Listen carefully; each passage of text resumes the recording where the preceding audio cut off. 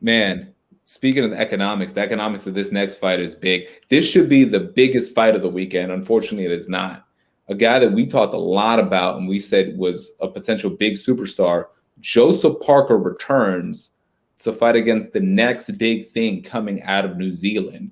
His former neighbor and former amateur rival, Junior Fall, the guy who beat him in the amateurs, he's finally gone up in the ranks where this is a big fight in Australia and in New Zealand and that whole Pacific area. It's going to be a phenomenal fight between Junior Fall and Joseph Parker. We're going to see who's going to move back up for another shot at the world class. How do you see this fight? First of all, I don't remember calling Joseph Parker a potential star. I called him a potential star. I said he moved like a welterweight, but he was a heavyweight. And then he had that weird fight against not Joseph Parker, Anthony Joshua, where the referee did not let him do infighting. That was insane. I was thinking about that the other week, how poorly. It was like an Italian referee, and he just did a horrible job. But he also dropped another one right after that. He fought Dillian White, lost to him, and so he's had to drop down to this continental level. That was a close fight.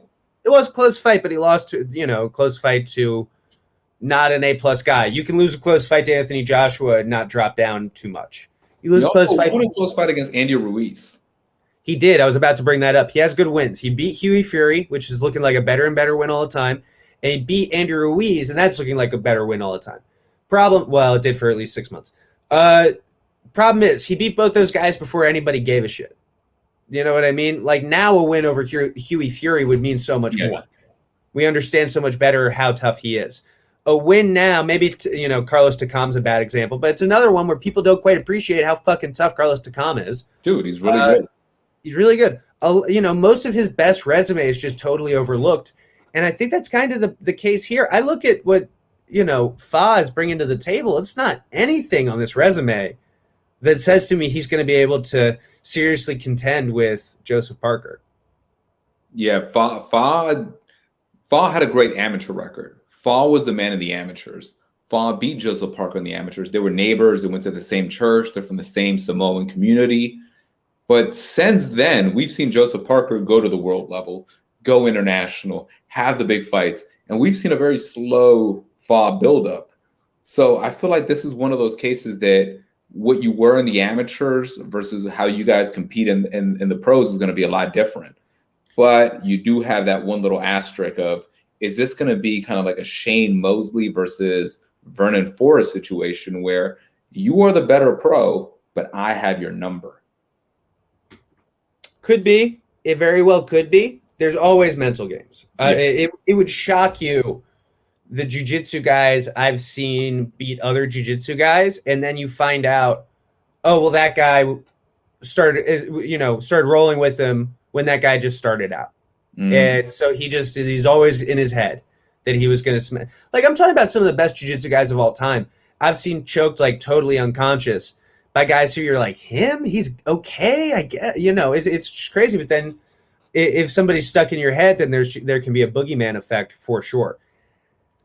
Until you see it, you can't call that, though. You can't call it there's going to be a boogeyman effect. And it is possible, but having already seen Joseph Parker go through some really difficult mental situations, prepare to fight the toughest guys in the world, and then look good doing it and put forward a decent performance against the best, that shows a mental toughness that's a little difficult to see replicating. You know what I mean? There's a reason we have to go all the way back to Shane Mosley and Vernon White to find an example of that. And that's because it just doesn't happen particularly often, even when these guys are sparring partners and training partners like that.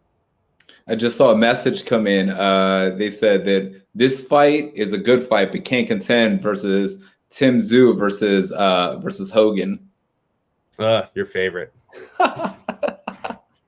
You're so weirdly up on like Australian boxing, but then I'm like, hey, did you see there was a fire down the street? And you're like, what the fuck are you talking about? Like, you're not a Hogan believer? What's his first name again? He lost to Charlo. Dennis Hogan. I was gonna call him Patrick Hogan. I don't know why. Dennis Hogan, like man. 6 Irish names. Just fucking spin the wheel. Man, yeah, I love the fact that New Zealand and Australia are really coming up in MMA and boxing. And jiu-jitsu. And jiu-jitsu. It reminds me of what the British scene was maybe like 10 years ago, right after Ricky Hatton and Amir Khan had done their thing. The kids that grew up watching them, the teenagers, the young adults, are Now now the they're growing stars. up. Now they're growing up to lose to their step ups and gatekeepers when they finally reach the world level. And I mean, That does seem to happen with plenty of. Let's keep an eye on that because we've seen a few too many British fighters. I feel like in the last year have a difficult step up or a difficult gatekeeper fight that we were not anticipating. So I'm keeping an eye on that. Yeah, I keep an eye on it. As long as that Irish mobster keeps funding some of like the Irish fighters, I'm down. So let's put a bow on this. Do you see Joseph Parker or Junior Fa? Man, I gotta go Parker because he's been the better professional. But you always got to keep an eye on who beat you in the amateurs. Who was the guy who had your number? I agree. It's interesting. It's definitely a wrinkle to the fight. Jesse, did you see that Daniel Kinahan documentary? Yes, I did. What'd you think? It was a good documentary, right? Great documentary, phenomenal documentary. But I'm not surprised. I mean, we've seen it in every sport. So, for example, Pablo Escobar was a huge soccer fan.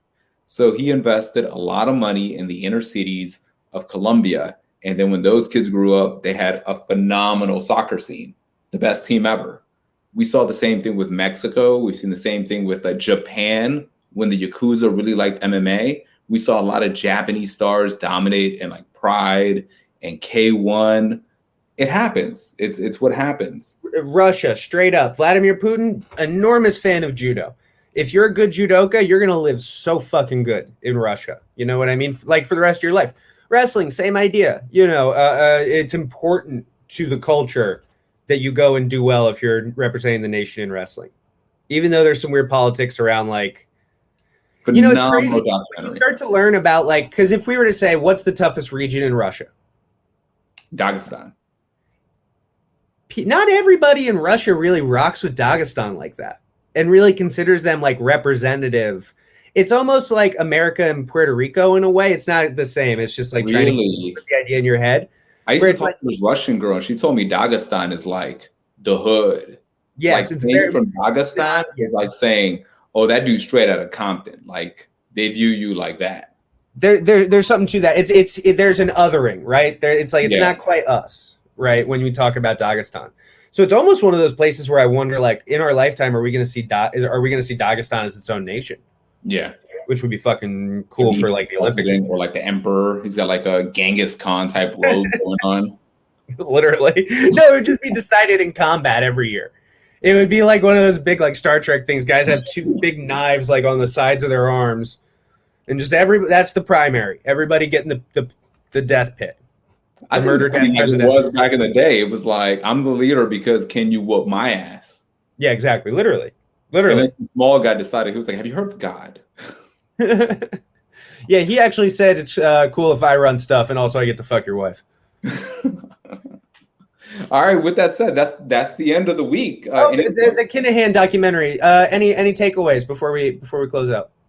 Any takeaways? I feel like you can't fault Tyson Fury. They were like, should fighters do more research on the people who are like managing them and give them advice?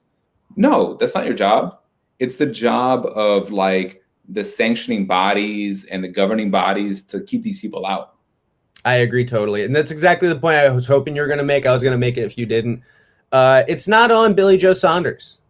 It's not on, because guess what? Like we said, a lot of these guys are not coming from the best areas. A lot of them don't get, you know, nobody's getting into either boxing or rocket science for the most part. That's a very small lap over, right?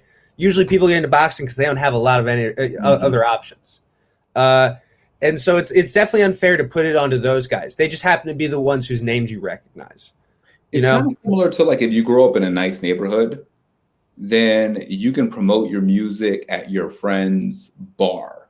Or you can go and have like your friend promote you at like his chain of stores. You have those access. If you live in the hood, like Tyson Fury and all those guys, the only people you know who have money are drug dealers. Yes. That's your only people who can sponsor you to make sure that you have the training that you need, the nutrition you need, are like the gangsters and the mobsters. It's a sad situation, but if you're gonna go ask someone to sponsor you, those are your acts. That's your network. Well, and also those are the guys trying to get close to you because Exactly. those are the people, and we hear with the Kadyrov guy who's very active in the Ukraine and Russia. That these are people who want to be close to fighters because it makes them feel tough. Yeah. And there's a premium on that in that world, whether you're in arms dealing or drug dealing or something that's illicit. Being surrounded by really tough motherfuckers makes you feel and look like a tougher motherfucker. And so a lot of these guys are like, yeah, I'm going to go out and I'm going to fucking, people do it all the time. How many people go get a photo next to a UFC fighter with the fist up, looking as tough as they can? It always looks a little, little cringy, but they do it because it looks tough and it feels tough to do it, right? And this is the same thing. They just have millions of dollars to do it with, and they have an intention to do a lot of it.